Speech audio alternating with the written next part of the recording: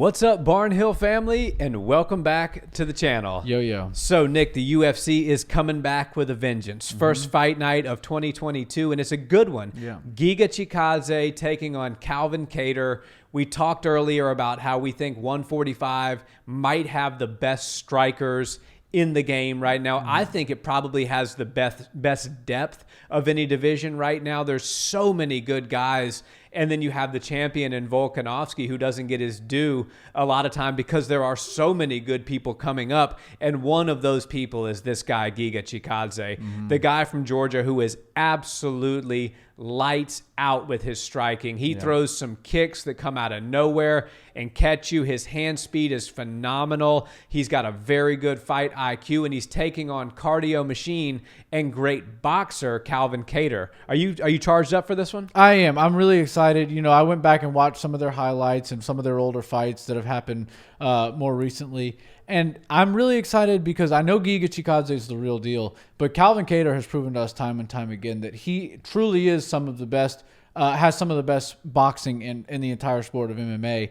And Giga showed me a little bit that he gets hit, and he's tough. So you do have to close that distance and get inside, but you can land on him. So Calvin Kattar should not get written off because Giga's coming in with such a win streak and a bunch of steam behind him. I think this is going to be an awesome fight. Great way to start the year, especially on a free card. These guys are primed and ready to take on 5 rounds. I think Calvin might have done it once or twice, and maybe Giga's done it once or twice. But the 5-round club means you're legit. And these are two guys that have a very different style in striking, but have shown us time and time again that they are definitely some of the highest level strikers that we have in the UFC. And that 145 division is just absolutely stacked with great fighters, great strikers, and they're all so different. I mean, Giga's got that kick heavy, crazy unorthodox style. Yair Rodriguez has that karate style that's pretty dangerous. Max Holloway has just awesome MMA all around that favors boxing, and Calvin Kattar could step in, with some ridiculous trunks and get into a boxing match and probably do really good against the boxing guys in his division tonight if he had to. Yeah, I mean, both of these guys are very, very skilled when it comes to striking, and we can't take anything away from Calvin Kattar with regards to how good of a boxer he is based on what happened against Max Holloway. That was just a good boxer being outboxed by a great boxer, and Max Holloway was what happened there.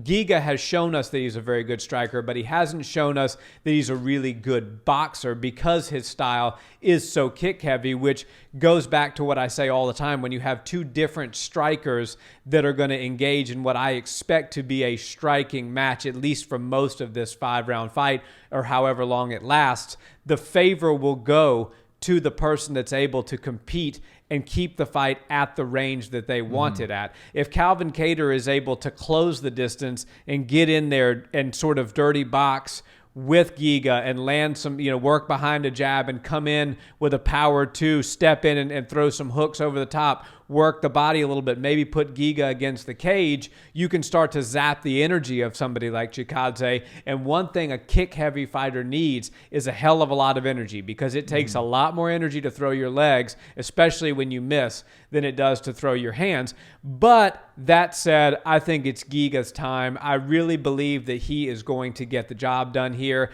I think his all-around skill as a kickboxer is going to be just a bit too much for the New England Cartel's Calvin Kattar. And I think that Giga Chikadze is going to start to land some really devastating leg and body kicks, which zap the energy of a great boxer like Calvin Kattar, and then begin to start to work the head as the hands start to drop from fatigue and getting landed on the body with some devastating kicks. So my pick here is that Giga Chikadze is going to win a tough TKO finish, and it's going to happen mid to late fight, 3rd or 4th round. That's a good call. Giga is probably a safe bet to go with.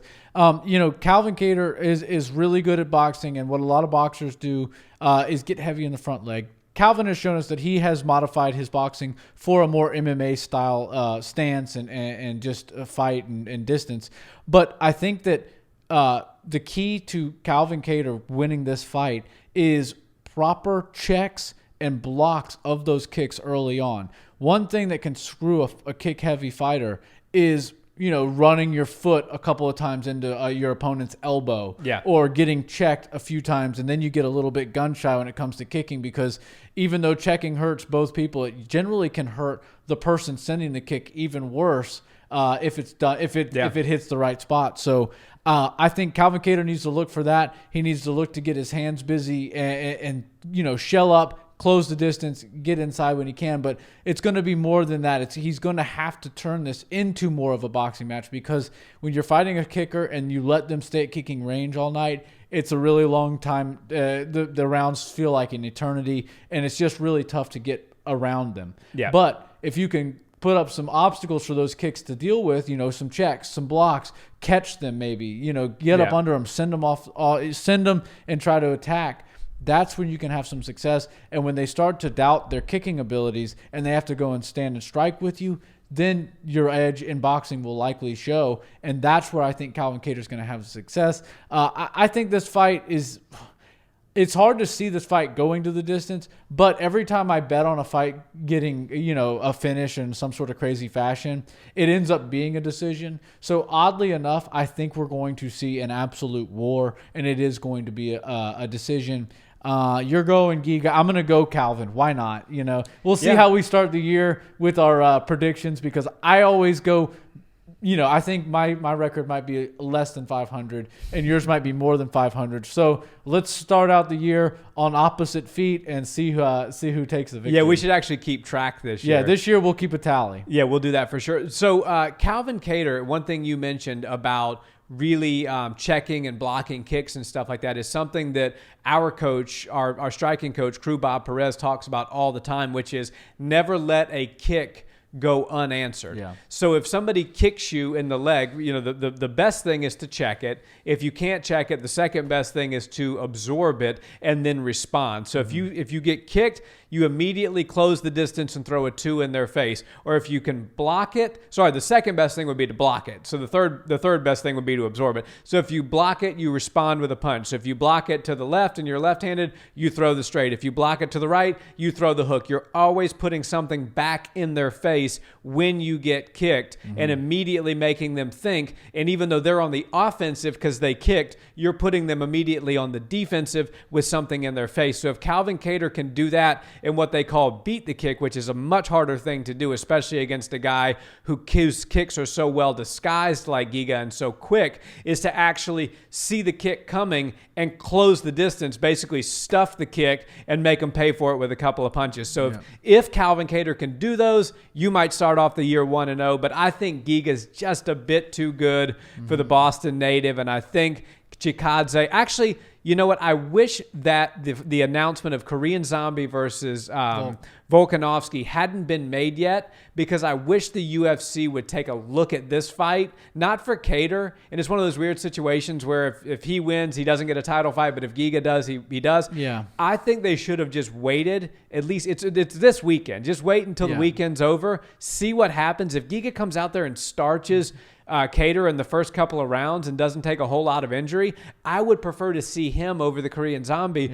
who's 3-2 in his last 5. So that would make more sense to me. But either way, I don't care. I'm excited for this fight, and I think the Volkanovski Zombie fight is going to be a fun one too. Yeah, that's a lot of fun. And Volkanovski, obviously gets a little bit of say, and he likes Zombie. He's shown some respect, and Zombie, everybody loves Zombie, so you're going to get a hell of a fight out of him. I think for the sake of the call-out purposes, maybe one of these guys gets on the mic and tears it up, and then they, could maybe build up a hype fight, a backup fighter with Volkanovski type of situation. But now that they've announced it, I think maybe it's smart for Giga or Calvin to set their cannons up at a different opponent and see what they can do. Obviously they both have a tough night in the office ahead of them on Saturday, but man, first fight of the year. I can't wait for it. I'm really, really excited, and I feel like it's going to kick the year off really well, no matter who wins this one. I think you're right. Yeah. Guys, thanks so much for watching this video. As always, if you've enjoyed the content and you like things combat sports related, we always appreciate a subscribe to the channel. And if you like audio podcasts, check out the versions of this content that we have on audio on Apple, Spotify, pretty much wherever you consume your podcasts, we're there as well. And until the next one, guys, have a wonderful day. Peace.